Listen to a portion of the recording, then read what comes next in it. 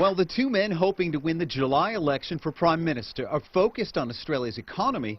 Much of the focus across Asia is on the potential for the country's sixth leadership change since 2010. Within, 5 or 6 years, there's been like a rotating chair, a musical chair of the top leadership.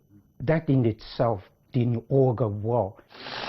Many of those changes involved parties ousting their leaders, but this time Australian voters will choose between current Liberal Prime Minister Malcolm Turnbull and Labor leader Bill Shorten. There is a broad political consensus across not just the major parties but the minor parties as well now that Asia is Australia's future. And most political analysts agree that consensus extends to Australia's biggest trading partner, China. There's not major differences, and they only vary in the approach, really. In the long run, they're both essentially the same.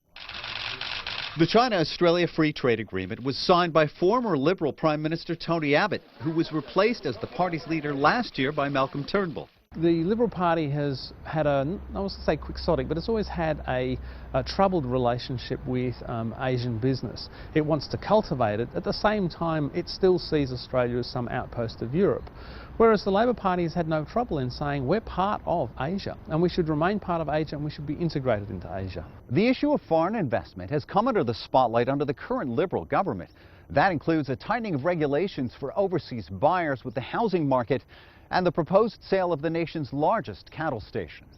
The sale of the Kidman property to Chinese investors was blocked twice by the Turnbull government, saying it was contrary to Australia's national interests. I don't think a Labor Treasurer would have dared to do that for having its own free trade, open economy credentials harmed. But in 2012, Australia's then Labor government also introduced rules to better monitor foreign investment.